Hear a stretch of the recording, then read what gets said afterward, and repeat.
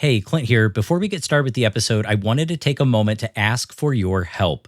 I've begun to plan and prepare for Season 2 of Claim to Game, tentatively scheduled to air fall of 2024. There are so many great tabletop RPGs out there.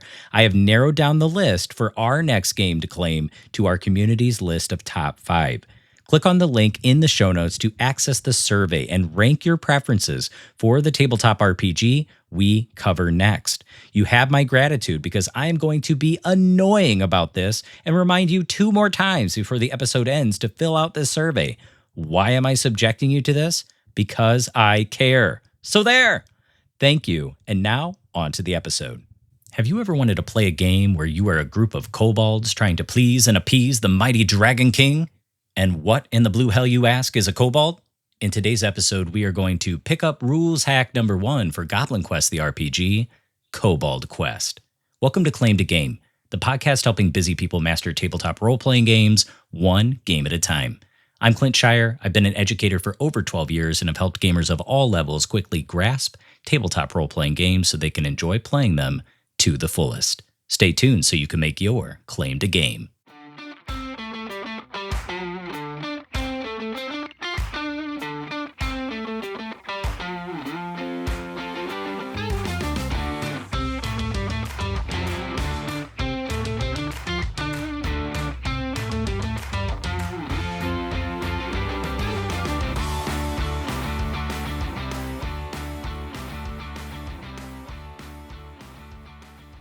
Hello and welcome back to episode 14, season 1 of Claim to Game, a predominantly educational, fun podcast in which I am daring to coin the word funjucational.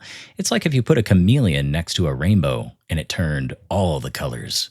The game for this season is Goblin Quest the RPG, brought to you by game designer Grant Howitt, whose works include, but are not limited to, Honey Heist, Die the RPG, Spire, Unbound, One Last Job, Heart, Eat the Reich, and now, at the time of this episode release, the new tabletop RPG, Hollows, being funded through BackerKit.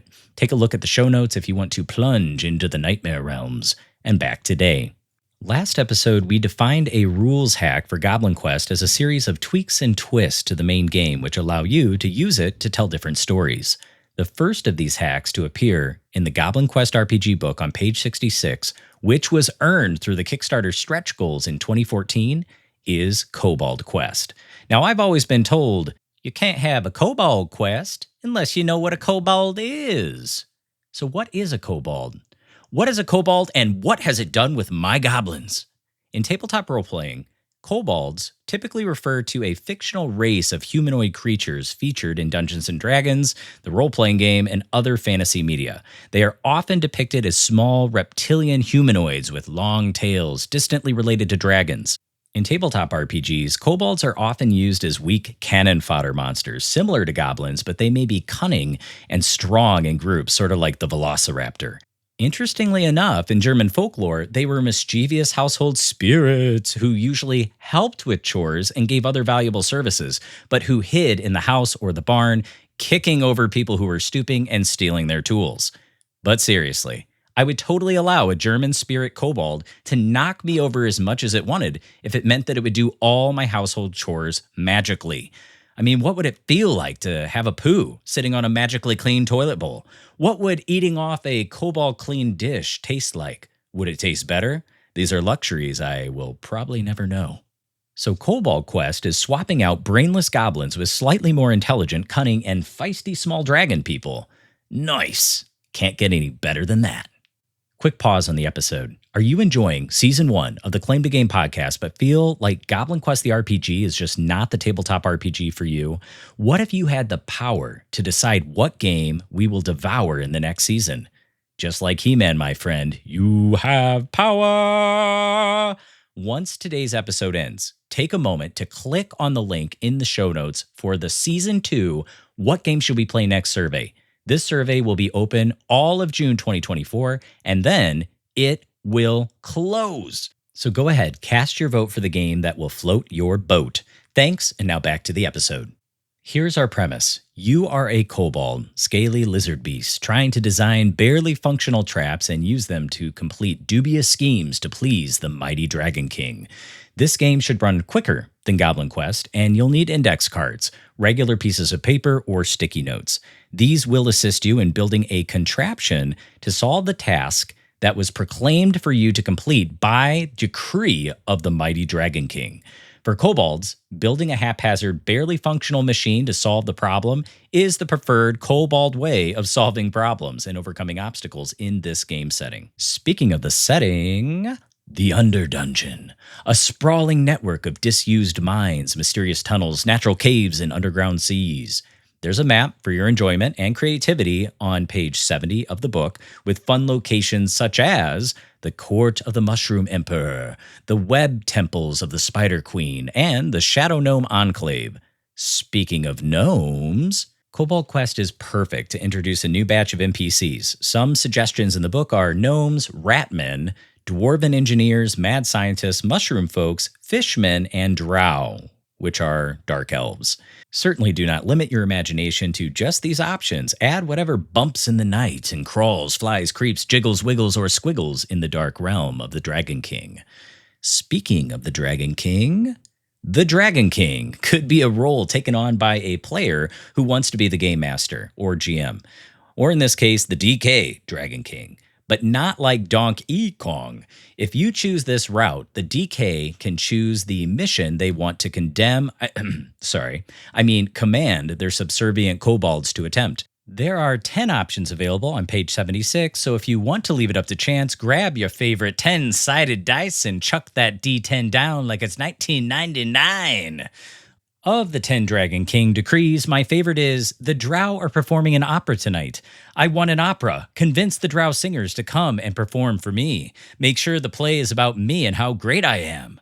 Not sure how a bunch of kobolds are going to accomplish that, but speaking of kobolds, you need to create some kobolds. Character creation here is pretty similar to Goblin Quest with a total of 6 steps. In place of Goblin Clutch, however, I am going to use the term Kobold Gang in my walkthrough. Step number 1, name your kobold gang. Something cool, something draconic like the Firecrotch Crew or perhaps the Fire Critter Crew to make it a little more PG. Step 2 is coming up with your kobold gang's expertise and distinguishing features. On page 66, you have 9 options to choose your builder's specialty for your kobold gang. What are they good at building? You can roll a d10 again, allowing 2 of the numbers to be assigned to the same number, same specialty, if you want to go random. A kobold gang is only allowed to have 1 specialty. I would most certainly be partial to the specialty of being good at building things that go squawk. I think many birds would be sacrificed in the making of my gang's contraption. If you are able as a player to construct a part of the contraption and are able to use your kobold gang's building specialty noise when you're activating that part of the machine, then you get to add 1 more dice when you use it. Bonus! And finally, instead of dreams and ancestral heirlooms like goblins, the kobolds have pockets full of junk like strings, cogs, little pots of glue, etc. And they all share the same dream of adoring the mighty Dragon King and wanting to please him. Step 3. Decide what is lucky, as normal. Remember the lucky ear, thumbs up, the king stick, the boss hat, and the magic flute mechanics back on page 38 and 39 of the core rules. Feel free to be creative. Maybe instead of lucky ears, it's lucky Kobold Union member cards being torn to pieces for rerolls out of desperation. Maybe the boss hat is really the Dragon King's crown. So many fun options here. Step 4. Now go ahead and describe each of your kobolds and give them a quirk. Do so for all 5 of your kobolds. Name examples are on page 66. Step 5. Practice the small yappy dog sound voice of a kobold. Lots of yip, yip, yip, yip, and yap, yap, yap, yap, yap, yap, yap. And finally, step 6, draw them kobolds. You also have to do a lot of drawing for your contraption, so don't take all your artistic power and deplete it. Speaking of contraptions, your kobolds will need to design a contraption successfully accomplishing the decree set forth by the Dragon King. Time to please your master. You'll need to work together and with the other kobold gangs, other players, and then hit the big red button to turn on your makeshift mechanism, hopefully for success. Grant Howitt describes a kobold contraption like an OK Go Rube Goldberg-style mousetrap game-looking semi-functional machine. A contraption is made up of at least 4 parts. And to begin your plans, each player needs to write down 2 things vital to the contraption on 2 separate index cards or whatever you decided to write things down on. These can be discussed among the players or kept secret, totally up to you. There's a list of items on page 68. You need to have at least 4 to steal to create the machine. Did I say steal? Why, yes. Yes, I did. Speaking of stealing, there's gonna be a heist! So everybody Wang Chung tonight. To start your life of crime, take all the cards of vital things and shuffle them face down. Take turns having one player flip over 1 card at a time. When revealed, the player shares with the group what the item is and points to the location on the map, page 70, if you own the book, where it is located. Next, the player who's to the flipping player's right, pardon my language, identifies what kind of threats the kobolds are likely to find there. The heists will work much like the different stages of Goblin Quest. Each heist has a difficulty rating equal to the number of players at the table. You'll need to achieve enough success to match the difficulty rating to obtain your item, and then move on to the next item to be heisted for the completion of your contraption. To interpret your dice rolls and to help with the storytelling, you will use the same roll table on page 42 of the Goblin Quest core rules. Every dice you roll counts individually. If your dice roll results in a 1 through 2, it's an injury. 3, something bad happens. 4, something good happens. 5 through 6, a victory.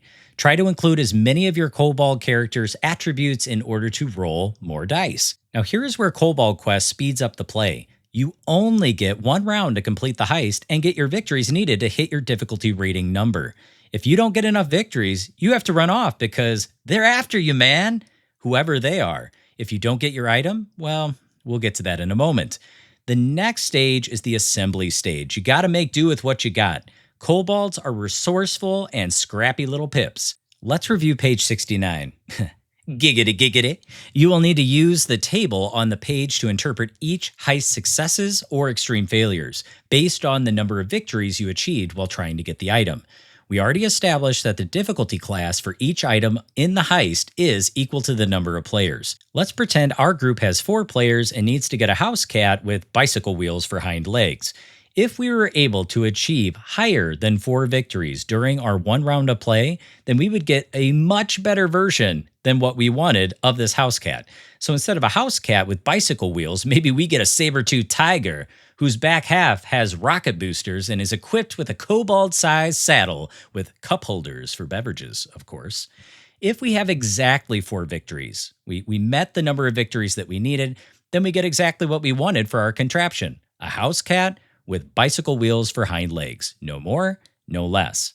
If we get 3 victories, 1 less than what we needed, well, we get what we want, but there's something wrong with it. Maybe our house cat has bicycle wheels for hind legs, but one of the wheels is significantly smaller, so when it tries to run, it just ends up going in endless circles. If we get 2 victories, which is 2 less than what we needed, we get an inferior version of what we wanted. Our house cat is actually a kitten, and its hind legs are actually 2 peg legs instead of wheels. And if we get a 1 or less victories, we get a completely useless version of the thing that we wanted. Maybe our house cat is actually a stuffed animal with no back leg bicycle wheels to be seen. And it's even missing an eye to boot. Lame. Once we've interpreted our results and nailed down exactly what equipment our kobolds were able to get from their heists, we are ready to draw our equipment. For each item, we draw the equipment on an index card. We put 2 arrows on the card, one pointing into the input of the equipment, and the other is pointing to the output of the equipment, which goes on to the next item in the contraption. If this was our house cat with the bicycle wheels for legs, let's say we achieved the exact number of victories we needed, I might draw the odd creature putting an arrow into its mouth for the input, and then an arrow pointing out from its wheel legs for the output. My thinking here is that something will go into the cat, input, causing it to turn its wheels to create energy, output. This is my hope anyway. Now, somewhere on this house cat bicycle wheel leg card, I need to mark X for each victory we achieved when we acquired this piece of equipment. For example, I said that we were able to get 4 victories for all 4 players playing the game, so at the top of my card, I am making a total of 4 X's. These X's will come into play in the final scene, determining the usefulness of this piece of equipment in making the contraption work or not work. When drawing, it is okay to add things to the drawing to make the equipment work. For this cat, if I was going to feed it something, it would be okay for me to draw a feeding tube or even a funnel. If I didn't get those items through the heist, that's okay. Remember, you have pockets of junk. With each item now having been drawn, with an input and output and the appropriate number of X's representing the number of victories earned to acquire it during the heist, even if it wasn't what you originally wanted, we need to build the contraption by committee. As a group, look at the map and decide where are you going to build the contraption. Starting with the shortest player, or whatever, go clockwise or counterclockwise and place the equipment face up to build the contraption. After the first card is laid down, the next player can lay down cards as follows.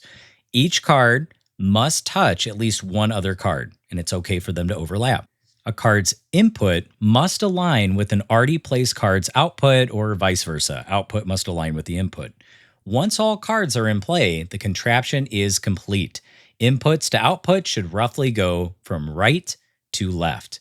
And now it is time to answer the call of the Dragon King's whim and decree. It is time to turn this machine on.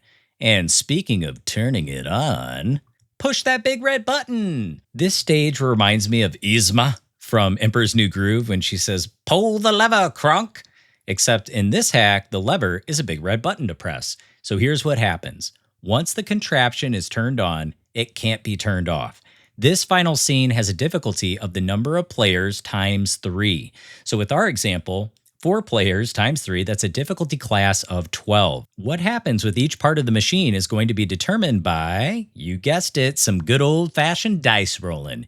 Use your D6s, 6-sided dice, and here we go. Your group decides what part of the contraption is the leftmost part, and the player who constructed that part during the assembly phase will be the one describing what happens when that part is activated, and rolling the dice. The player gets to roll the number of dice equal to the number of X's or victories that you guys got when you earned the item in the heist. The players get to add +1 dice if they include their Kobold's gang-building specialty noise when describing what happens. If any of those dice you roll are the number 6, you gain a victory, and you get to roll that dice again to try to gain another victory. This is a concept called exploding dice, which I first heard when I was exploring tabletop RPGs with a game called Savage Worlds by Pinnacle Entertainment Group. So when rolling, you'll still use the results table on page 42 of the core rules to resolve the dice and describe what is happening story-wise as the part of the machine is activated. You will always start with 1 dice. And unlike the heist stage, you cannot use your Kobold's attributes to up the number of dice you roll. You are limited to the number of dice equal to the number of X's on your card, on your item, plus 1 if you use your noise that your Kobold's building specialty grants you. Follow this process for each part of the contraption, letting the players resolve the part they constructed. So how does it end? If at any point during the big red button phase your group exceeds the total difficulty rating by gaining more victories than the difficulty rating of, in this case, 12, you win. The Dragon King is pleased with you, and you can simply go through the rest of the machine's actions without rolling, describing the positive, victorious outcome. You get to finish up the game by describing what lavish gift the DK gives you for solving his problem. If you don't succeed by the time you've attempted to resolve each part of the contraption, it goes wrong, and it's all a disaster. You'll go around the table one by one, adding a detail to the certain calamity. You then get to finish up the game by describing the punishment the Dragon King gives you for all of your crimes of incompetence. This Goblin Quest rules hack would likely be the first one I would try out if I was deviating from the core game. It's got that same quirky, zany feel to it, but more focused when aligning the quest mechanics into the building of the contraption. I'm no engineer, but pretending to be one without all the math sounds pretty cool and appealing to me. Fake engineers, or should I say kobolds, unite! Join us next time as we continue our quest, claiming Goblin Quest. With one rule hack down, let's move through and digest the other 6 options. You're bound to find something you like among the weeds. The Claim to Game podcast has one mission, helping busy people master tabletop role-playing games one game at a time. Do you wish the CTG would cover a game you've always wanted to play but didn't have the time to learn on your own? What if the next game we devour in Season 2 is your game of choice, your elusive unicorn? As soon as the episode ends, do not just walk away and make toast, bathe your dog, or practice alchemy. Instead, turn this podcast into your golden opportunity by clicking on the link in the show notes for the Season 2 What Game Should We Play Next survey.